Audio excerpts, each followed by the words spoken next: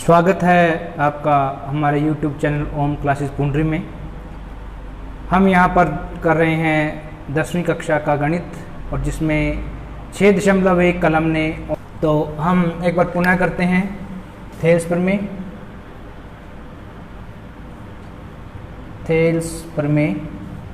6.1 और 6.2 के पहले 3 क्वेश्चन तक आप हमारे YouTube चैनल ओम क्लासेस पुंडरी पर जाकर देख सकते हैं। चैनल का लिंक रहेगा www.youtube.com/c/om क्लासेस पुंडरी। इस लिंक पर जाइए और आप आज तक की 6.1-2 तक की आप सभी वीडियो को यहाँ देख सकते हैं। एक बार दोबारा लिंक में रिपीट कर देता हूँ www.youtube.com/c/om क्लासेस पुंडरी। तो चलिए थेल्स प्रमेय हम करते हैं 6.1 और 2 आपको वहाँ मिल जाएंगी। तो थेल्स प्रमेय क्या कहती है कि यदि आपके पास एक त्रिभुज है, पहले हम परिभाषा करते हैं। कोई त्रिभुज आपके पास है, त्रिभुज की किसी एक भुजा के समांतर यदि हम रेखा खींचे, किसी एक भुजा के समांतर कोई रेखा खींचे जो कि अन्य 2 भुजाओं को 2 बिंदुओं पर प्रतिच्छेद करेगी।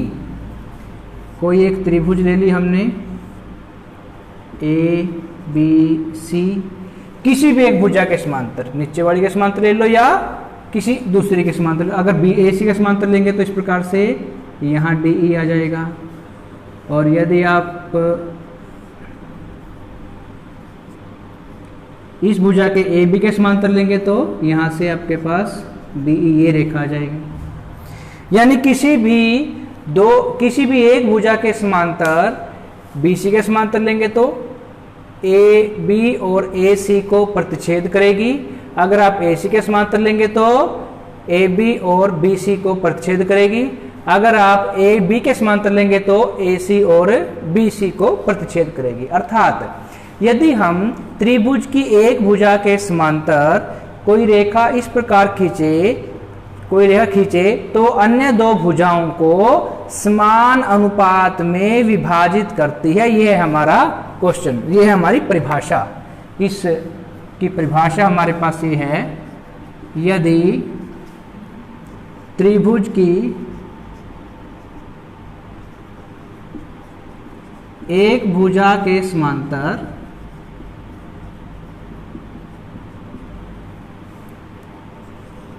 कोई रेखा खींची जाए तो वह त्रिभुज की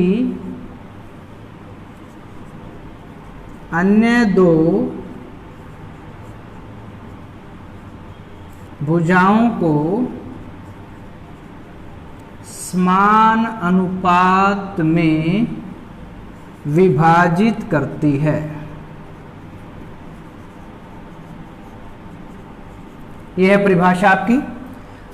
अब 3 प्रकार की है, क्योंकि 3 भुजाएं आपके पास त्रिभुज में होती है। किसी भी एक भुजा के समांतर हम खींच सकते हैं। अगर हम BC का समांतर लेंगे तो वो बाकी 2 भुजाओं को समानुपात में विभाजित करेंगे। अगर हम AC के समांतर लेंगे तो इन दोनों भुजाओं को समानुपात में विभाजित करेंगे। और अगर AB के समांतर लेंगे तो वो बाकी इन दोनों भुजाओं को समान अनुपात में विभाजित करेंगे। तो हम इसका फर्स्ट वाली तरीका ले लेते हैं। अब इसको मैथमेटिकली किस प्रकार लिखेंगे? समान अनुपात में विभाजित करने का मतलब क्या है? यदि BC के समांतर हम DE रेखा खींचे तो क्या होगा? ये समान अनुपात में होगी, अर्थात AD ऊपर वाले का अनुपात बटे में नीचे वाला BD, जो इन दोनों का अनुपात है वही अनुपात AE और EC का होगा। जो अनुपात AD बटे BD है वही अनुपात AE बटे CE होगा। ये है आपका मैथमेटिकली थेल्स प्रमेय। तो इसे हम अभी सिद्ध करेंगे। तो सिद्ध करने के लिए देखिए, हमें एक बात पता है, त्रिभुज का क्षेत्रफल क्या होता है। त्रिभुज का क्षेत्रफल हम निकालते हैं 1/2 आधार गुणा ऊंचाई। अगर आप ध्यान दें तो ये जो त्रिभुज है, अब देखें यहाँ कौन कौन सी त्रिभुज आपके पास हो गई। एक तो हम ले लेंगे ये वाली त्रिभुज, उसके बाद एक त्रिभुज लेते हैं छोटी त्रिभुज DBC, और फिर एक अन्य त्रिभुज हम प्रयोग करेंगे इधर से CDE। तो तीन त्रिभुजों का हम यहाँ प्रयोग करेंगे। एक तो त्रिभुज ADC का, दूसरी त्रिभुज BDE का, और तीसरी त्रिभुज CED। इन तीन त्रिभुजों का उपयोग करेंगे। अगर आप इसमें ध्यान दें तो AD और E, ये तो दोनों त्रिभुजों में अगर आप ADC चले जाएं तो ये जो बड़ी त्रिभुज है, और ABE इसमें चले जाएं, इन दोनों त्रिभुजों में ADE जो पार्ट है वो दोनों में कॉमन है, दोनों में एक जैसा पार्ट है। उसका क्षेत्रफल हम अलग से निकाल लेंगे और इन दोनों का क्षेत्रफल अलग से निकाल लेंगे। अब क्षेत्रफल निकालने के लिए हमें आधार गुणा ऊंचाई चाहिए होती है। तो यहाँ पर ऊंचाई पहले हम ज्ञात करेंगे। ऊंचाई के लिए हम रचना करते हैं, रचना करेंगे। रचना क्या किया, बिंदु E से सामने वाली भुजा पर लंब डाल दिया, इसे मान लिया आपने M। फिर यहां से लंब डाल लेंगे, इसे मान लेते हैं N। तो आपने इसी त्रिभुज का ADE का क्षेत्रफल निकालने के लिए दो तरीके कर दिए, दो लंब डाल दिए। एक बार बिंदु E से लंब डाल दिया, एक बार बिंदु D से लंब डाल दिया। उसका कारण यह है कि ताकि इनका अनुपात हमें प्राप्त हो पाए। रचना क्या की, हमने EM लंब डाल दिया किसके ऊपर, AB वैसे पूरी रेखा है AB के ऊपर, और क्या किया आपने DN लंब डाल दिया, यहां से लंब डाल दिया AC के ऊपर। तो अभी इन तीनों त्रिभुजों का हम अलग अलग से क्षेत्रफल निकालेंगे। पहले निकालते हैं क्षेत्रफल त्रिभुज ADC। ये पूरी का ही निकालेंगे, कम का निकालेंगे, ADE का निकालेंगे। ADE का क्षेत्रफल निकालेंगे। आधार लेते हैं, फॉर्मूला क्या रहेगा, 1/2 आधार गुणा लंब। पहले इसका आधार जब हम AD लेते हैं, AD आधार लेंगे तो उसके ऊपर लंब कहां से डला हुआ है, ये लंब डला हुआ है। तो हम इसकी स्थिति देखेंगे। हमारे पास ये त्रिभुज है, इसको अलग से यहां डिनोट मैं कर देता हूं, AD और E। यहाँ से लंब डाला गया है। त्रिभुज का क्षेत्रफल निकालने के लिए हमारे पास फॉर्मूला है 1/2 आधार गुणा लंब। तो अगर इसको आधार लें तो लंब कौन बनेगा, इसके सामने वाले जो उसके ऊपर लंब बनाता है EM, पहली कंडीशन। इसी त्रिभुज का क्षेत्रफल, त्रिभुज ADE का क्षेत्रफल का एक और तरीके से निकाल सकते हैं। वो भी क्या है, 1/2 आधार गुणा लंब। अगर हम आधार लेते हैं AE तो इसके ऊपर लंब हमने डाल रखा है, ये डाल रखा है DN। DN यहां पर हमने लंब डाला हुआ है, ये लंब आपने डाल रखा है DN। तो वहां भी क्या रहेगा, आधार अगर आप AN ले लेंगे तो लंब हो जाएगा DN, AE गुणा DN। समीकरण नंबर 2। एक ही त्रिभुज का आपने क्षेत्रफल निकाल लिया दो तरीकों से, एक बार आधार AD ले लिया और एक बार आधार AE ले लिया। लंब दोनों का हमने अलग अलग से निकाल रखा है, उसका हम यहां प्रयोग करेंगे। तो इससे क्या है, AD और AE हमें अनुपात में दो चीजें प्राप्त होंगी और इसीलिए हम इसका क्षेत्रफल निकाल रहे हैं, बाकी चीजें आपस में कट जाएंगी बाद में। अब क्षेत्रफल निकालते हैं त्रिभुज BDE का। अब देखिए BDE, इस भाग का क्षेत्रफल आपको निकालना है, BDE।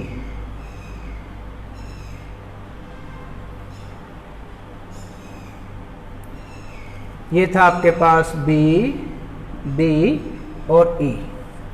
इसका क्षेत्रफल निकालने के लिए वो भी यही तरीका, 1/2 आधार अगर लेते हैं आप BD, तो आपको देखिए क्षेत्रफल निकालने के लिए आपको आधार भी चाहिए होगा और लंब भी चाहिए होगा। अब आधार अगर आप इसमें से कोई भी एक भुजा लेंगे, अगर आप DE भुजा लें तो उसके ऊपर लंब आपके पास अवेलेबल नहीं है, लंब नहीं है आपके पास। अगर आप BE आधार लें तो BE के ऊपर लंब हमने नहीं निकाला हुआ। अगर आप BD आधार लेते हैं तो लंब जो है, जो AB के ऊपर लंब है, AD के ऊपर जो लंब है वही लंब BD की, उसी लंब की लंबाई BD के लंब के बराबर होगी। अर्थात BD वाले क्षेत्र भाग में भी वही हम लंब का EM लंब का उपयोग हम कर सकते हैं। अर्थात 1/2 अगर इसका BD का आधार हम लेते हैं BD, BDE का आधार लेते हैं BD, तो लंब वही जो लंब है वो इस पूरी रेखा के ऊपर है और BD वाले लंब की लंबाई भी वही हम लेंगे, वही ले सकते हैं। तो ये लंब हो गया आपके पास EM। अब क्षेत्रफल निकाल लो त्रिभुज C, ये आपका CD और E का। CDE का क्षेत्रफल निकालने के लिए ये आपके पास बन जाती है इस प्रकार से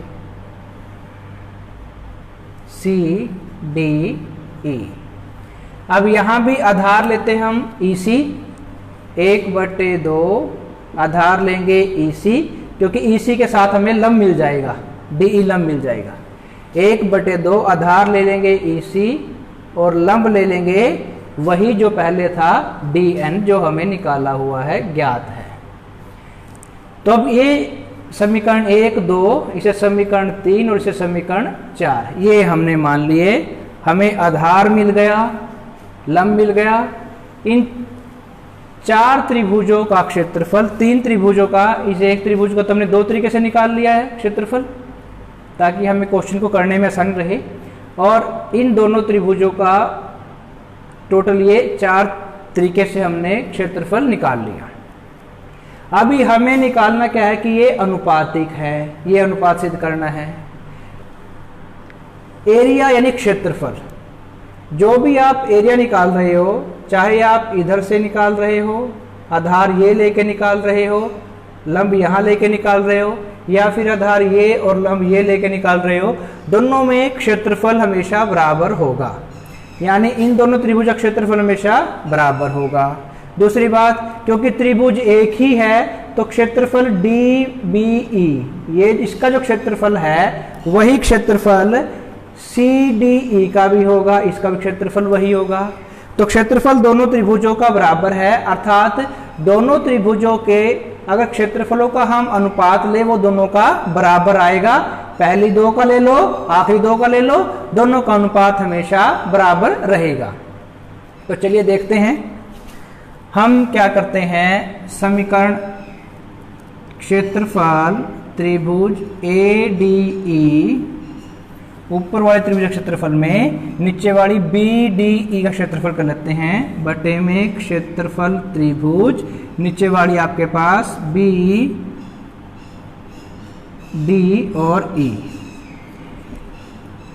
ADE का क्षेत्रफल और BDE का क्षेत्रफल का अनुपात वही होगा जो कि क्षेत्रफल होगा त्रिभुज ऊपर वाली ADE बटे क्षेत्रफल त्रिभुज नीचे वाली, ये कौन है, त्रिभुज CDE। क्योंकि एक ही त्रिभुज के भाग है, ऊपर तो ये ADE कॉमन त्रिभुज ही है, बट ये जो भाग है BDE और CDE ये भी इसी के भाग है और एक ही अनुपात में है, इसलिए इनका क्षेत्रफल भी बराबर होगा। अब वैल्यूज रखते हैं। एरिया ऑफ ADE समीकरण 1 से आपके पास आता है 1/2 AD गुणा EM। क्षेत्रफल BDE को रखो, ये आपके पास 1/2 BD गुणा EM। क्षेत्रफल ADE नीचे वाला उपयोग करते हैं, 1/2 गुणा AE गुणा DN। बटे में ये है 1/2 EC गुणा DN। अब देखो ये क्वेश्चन कई विद्यार्थियों के मन में आता है कि जब हमने इस तरीके से AD गुणा EM से इसका क्षेत्रफल निकाल लिया था तो AE गुणा DN से निकालने की क्या जरूरत पड़ी। वो इसलिए जरूरत पड़ी क्योंकि यहाँ DN से हम DN आराम से काट सकते हैं, 1/2 से 1/2 काट सकते हैं, तो उससे AE बटे EC प्राप्त होगा, जो कि हमें ज्ञात करना है। क्योंकि हमें इन बराबर वाली जो भुजाएं हैं इनको भी लेना था, इस भुजा को लेना था, इस भुजा को लेना था। अब उसके साथ AE भुजा अगर हम केवल एक तरीके से निकालते तो केवल एक AE भुजा ही आती या फिर केवल AD भुजा ही आती, लेकिन हमें दोनों भुजाओं की जरूरत थी, इसलिए 2 लव डाल करके 2 तरीके से इसका क्षेत्रफल निकालना पड़ा है।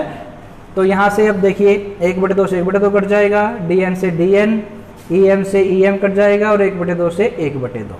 आपके पास प्राप्त हो गया AD बटे BD बराबर है AE बटे में EC, जो कि हमारा साध्य था, सिद्ध करना था। इति सिद्धम, ये आपका प्रमेय 6.1 सिद्ध हो जाती है। 6.2 जो प्रमेय है वो इसका उल्टा है। उसमें क्या कहा है कि अगर ये भुजाएं अनुपातिक है तो सिद्ध करो कि ये दोनों भुजाएं BC और DE समांतर है। उसमें ये सिद्ध करना है समांतर AC और DF समांतर है AE के। सिद्ध करना है BE बटे FE, सिद्ध करना है BE बटे FE बराबर है BE बटे CF।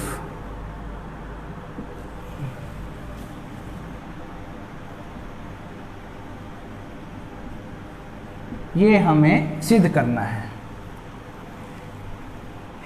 ADE ये रेखा समांतर है AC के, इस रेखा के, और दूसरा DF रेखाखंड ये हो गया समांतर है AE रेखाखंड के। सिद्ध करना हमें BF बटे FE बराबर है BE बटे में CF। ये हमें सिद्ध करना है। चलिए देखते हैं। साध्य ये दिया है, प्रमाण त्रिभुज दो आपके पास, त्रिभुज BAE में और दूसरी त्रिभुज आपके पास त्रिभुज BAC।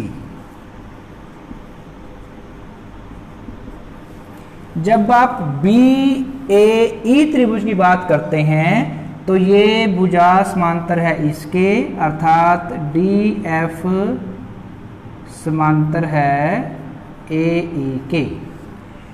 थेल्स प्रमेय द्वारा, थेल्स प्रमेय द्वारा दो भुजाएं समांतर है तो अन्य दो भुजाएं अनुपातिक होंगी। अन्य दो भुजाएं कौन सी होगी आपके पास? BD बटे में DA बराबर होगा BF बटे में FE। अन्य दो भुजाएं अनुपातिक हो गई। समीकरण 1। जब आप त्रिभुज BAC की बात करते हैं, यहाँ पर बड़ी भुजा ए सी समांतर है डी ई के, ए सी समांतर है डी ई के, तो यहां भी थेल्स प्रमेय द्वारा, तो क्योंकि जब इनकी बात करते हैं इनको छोड़ दो, इनको भूल जाओ। अब देखिए ये अनुपातिक हैं, जब थेल्स प्रमेय क्या कहती है, दो भुजाएं समांतर हैं तो भुजाएं अनुपातिक होंगी, तो भुजाएं कौन कौन सी बच गई आपके पास, बी डी बटे में डी ए बराबर होगा इधर से बी ई बटे में ई सी, समीकरण 2। अब इन दोनों के समीकरणों की तुलना करें तो आप क्या पाओगे, बी एफ बटे एफ ई भी बी डी बटे डी ए के बराबर है और बी ए बटे ई सी भी बी डी बटे डी ए के बराबर है। समीकरण 1 व 2 की तुलना करने पर ये दोनों संख्याएं बराबर हैं, दोनों ये वैल्यू बराबर हैं, तो बाकी दोनों क्या हो जाएंगी, बी एफ बटे एफ ई बराबर हो जाएगा बी ई बटे में ई सी, जो कि हमारा साध्य था। बी एफ बटे एफ ई और बी ई बटे ई सी।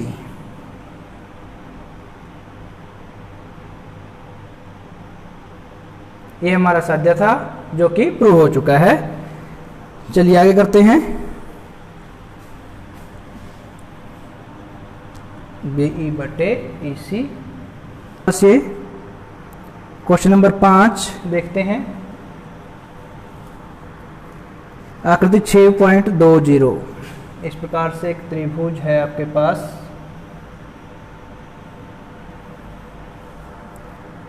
पी क्यू आर, और यहाँ पर एक इसे समांतर काट रही है ई एफ, यहाँ से लंबवत आपके पास आ गई जो कि बिंदु, अब देखिए यहाँ पे समांतर, देखिए ये समांतर हो गई इस भुजा के, नाम हो गया इसका ओ क्यू और इसका ई डी। अब इसके समांतर चले जाएंगे डी एफ पर। ये था आपका 5वां क्वेश्चन, और दिया है वैल्यू, दिया आपको ए बी से दर्शाना है हमें ई एफ समांतर है क्यू आर। ये साध्य है, ये हमें सिद्ध करना है और ये हमें दिया है। तो डी ई समांतर है, डी ई ये वाली रेखा समांतर है ओ क्यू के इस रेखा के। हम बात करते हैं प्रमाण, हम बात करते हैं त्रिभुज, इसी त्रिभुज की बात कर लेंगे पी ओ क्यू में। पी ओ क्यू की जब बात करते हैं तो दिया है डी ई समांतर ओ क्यू, ये जो रेखा है समांतर है ओ क्यू इस रेखा के। जब दो भुजाएं समांतर हैं, जब एक त्रिभुज की दो भुजाएं समांतर है तो अन्य दो भुजाएं अनुपातिक होंगी। अन्य दो भुजाएं कौन सी होगी, पी ई, पी से लेकर क्यू तक और पी से लेकर के ओ तक, इनका अनुपात लिखो भाई। इसका अनुपात बनेगा आपके पास पी ई बटे में ई क्यू, ये बराबर हो जाएगा इधर का अनुपात पी डी और डी ओ, पी डी बटे में डी ओ, समीकरण 1। फिर दूसरी बात, डी एफ समांतर ओ आर के, डी एफ ये भुजा समांतर है ओ आर इस भुजा के, तो इट मीन्स क्या है, त्रिभुज ले लेंगे वही वाली, त्रिभुज पी ओ आर में। यहाँ पर आपको दिया है डी एफ समांतर है ओ आर के। जब त्रिभुज की दो भुजाएं समांतर हैं तो अन्य दो भुजाएं अनुपातिक होंगी किससे, थेल्स प्रमेय द्वारा। हर बार ये बात लिखनी है हमने। तो यहाँ से हो जाएगा पी डी बटे डी ओ बराबर है पी एफ बटे एफ आर। ये हो गया समीकरण 2। अब अगर समीकरण 1 और समीकरण 2 की आप तुलना करते हैं, इन दोनों की तुलना करने पर हमें क्या प्राप्त होगा?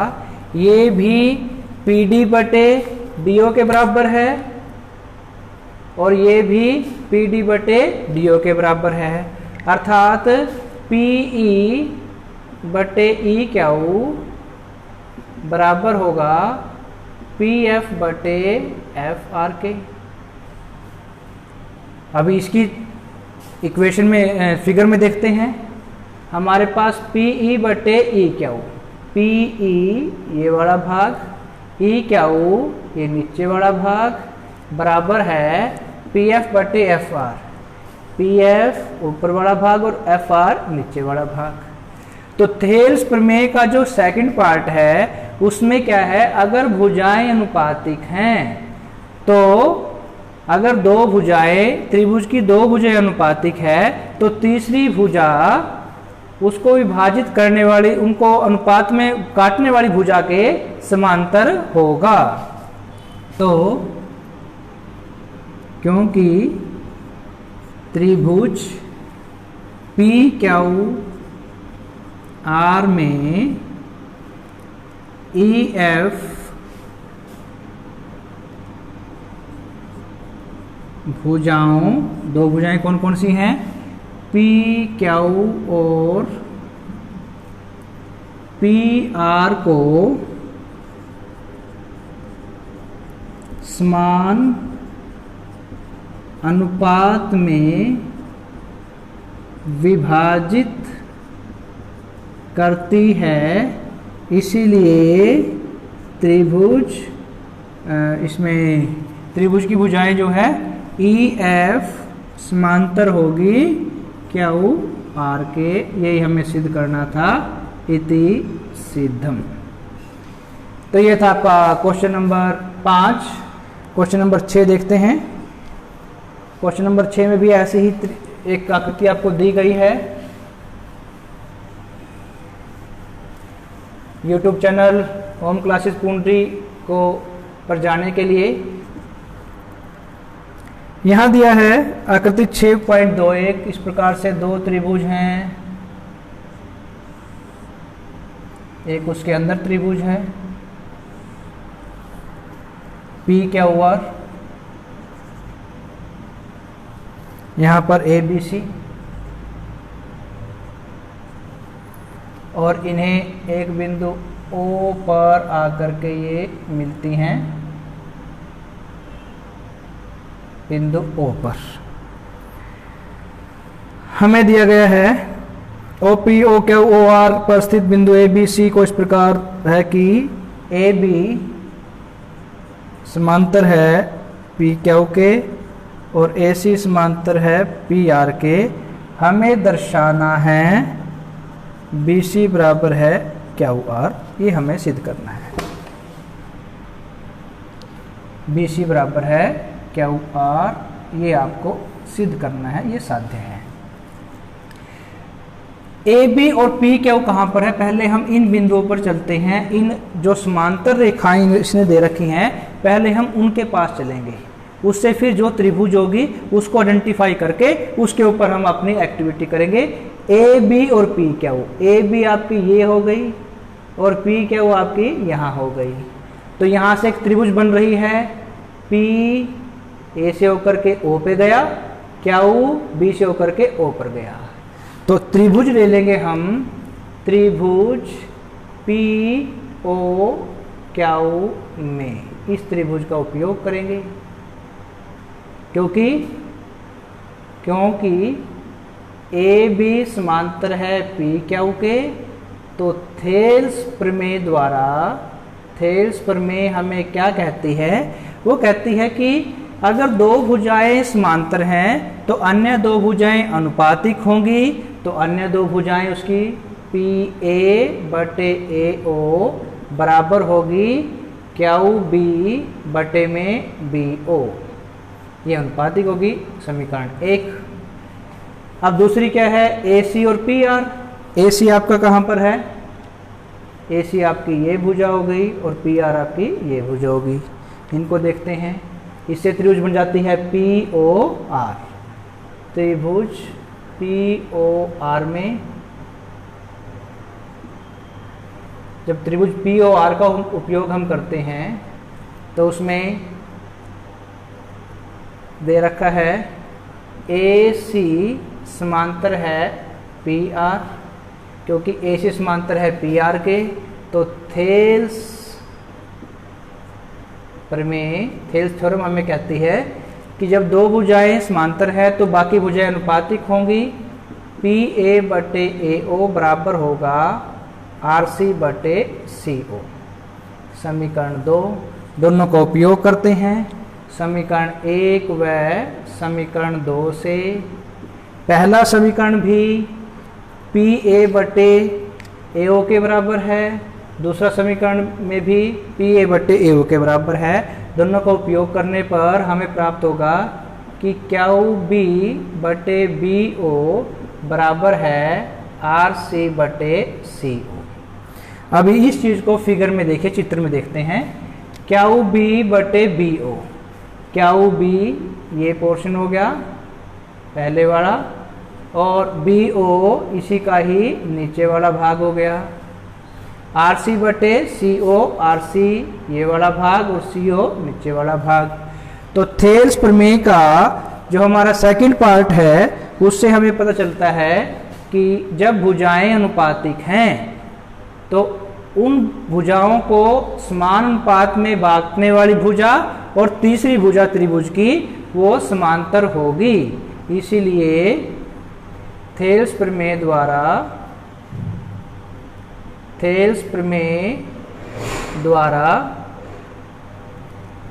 BC समांतर होगी QR के।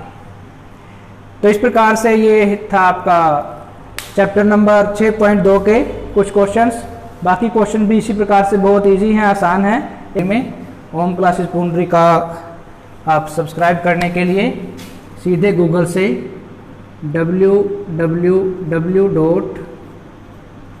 youtube.com/c/होम क्लासेस पुंडरी पर जाकर के चैनल को सब्सक्राइब, लाइक और कमेंट उसमें कर सकते हैं। जिस भी कक्षा की आप वीडियो देखना चाहते हैं वो आपको हम उपलब्ध करवाने के लिए प्रतिबद्ध है, बिना किसी शुल्क के, निःशुल्क, free of cost. Question number 9, ABC एक समलंब है। समलंब एक ऐसी आकृति होती है जिसमें आमने सामने की दो भुजाएं समांतर होती हैं लेकिन बराबर नहीं होती। मान लिया एक ABCD है, एक समलंब है जिसमें AB समांतर है DC के, इसके विकर्ण परस्पर O पर प्रतिच्छेद करते हैं। ABCD एक समलंब है, विकर्ण होते हैं जो तिरछे जाते हैं। ये विकर्ण है, पहला विकर्ण, ये दूसरा विकर्ण। ये परस्पर O बिंदु पर प्रतिच्छेद करते हैं। तो हमें सिद्ध करना है AO/BO बराबर है CO/DO। अब चूंकि ये समलंब है, समलंब में हमारे पास दो भुजाएं समांतर होती हैं। कौन कौन सी? AB और CD। वो दे भी रखा है, इसने दिया है आपको। AB समांतर है CD, ये दिया है। सबसे पहले क्या करेंगे, एक रचना करेंगे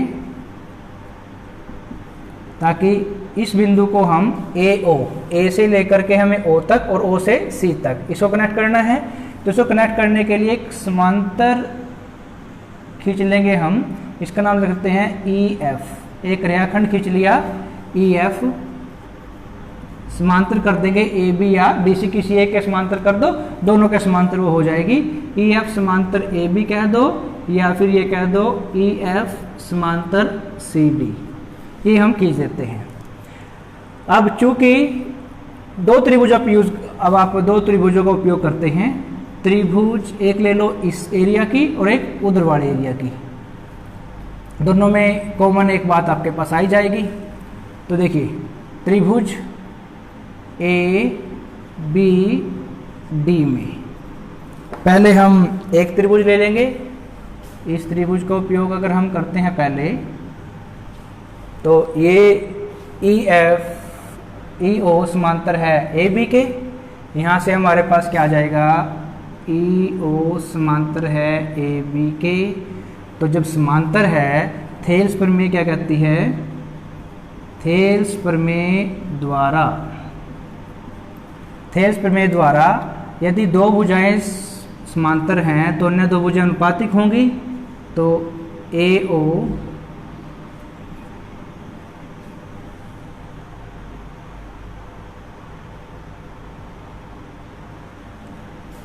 ए ई बटे ई डी,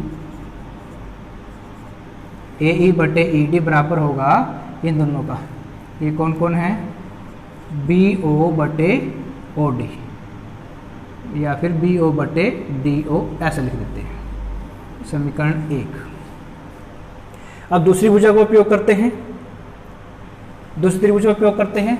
अब यह त्रिभुज उपयोग कर लो नीचे वाली, त्रिभुज ए डी सी में ऊपर वाली लाल रंग की हमने यूज कर ली। अब नीचे वाली काले रंग की यूज करते हैं।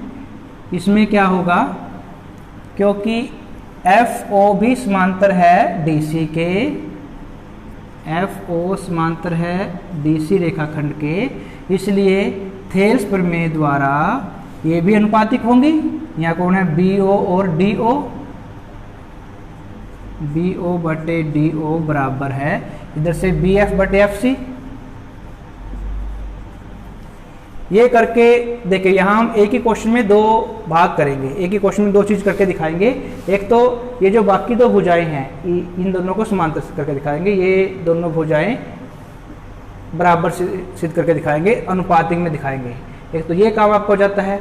दूसरा, जो हमें ए ओ और सी ओ का संबंध ज्ञात करना है, उसके लिए हम केवल इतना कर देंगे कि यहाँ त्रिभुज, अभी आपने लिए त्रिभुज जिसमें सी ओ और डी ओ का उपयोग हो, बी और डी ओ आ गया आपके पास। अभी कौन कौन आना आपके पास, ए ओ और सी ओ। ए ओ और सी ओ कौन से में आएंगे, ए ओ और सी ओ इस त्रिभुज में आएंगे, क्योंकि बी ओ डी ओ दोनों का उपयोग आ गया, बी ओ और डी ओ इन दोनों का यूज आ गया। अभी ए ओ और सी ओ जो हमें सिद्ध साध्य है उसका उपयोग हमें आना चाहिए। ए ओ और सी ओ दोनों किस में है, इस त्रिभुज में है, जिस त्रिभुज में उसका उपयोग करेंगे, त्रिभुज ए बी सी में। यहाँ पर लेते हैं, क्योंकि बी ए बी समांतर है ओ एफ के, ये दोनों भुजाएं समांतर हैं, तो इसलिए अनुपातिक भी होंगी थेल्स प्रमेय द्वारा। ए ओ बटे ओ सी या सी ओ लिख दो, बराबर होगा यहाँ से बी एफ बटे एफ सी, समीकरण 2। अभी हमने क्या किया था, त्रिभुज ली थी, कौन सी त्रिभुज ली थी हमने, बी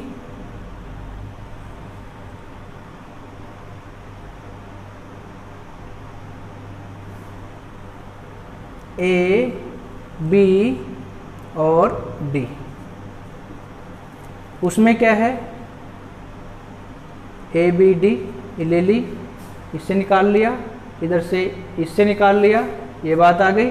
अब दोनों में क्या है, ए ई बटे ई डी, ए ई बटे ई डी और बी एफ बटे एफ सी, दोनों किसके भाग हैं, दोनों भाग हैं आपके समलंब चतुर्भुज में। इस समलंब चतुर्भुज के जो दोनों भाग हैं, ए ई बटे ई डी बराबर बी एफ बटे एफ सी है। क्यों, क्योंकि ई एफ समांतर ए बी के भी है और समांतर डी सी के भी है, इसलिए ये इसे समान अनुपात में विभाजित करेगी। इसके अलावा आप इसको एक और तरीके से भी कर सकते हैं कि दो त्रिभुज हम दिखा दें, अगर ए बी डी दिखा करके ये हो जाएगा BO बटे OD के बराबर।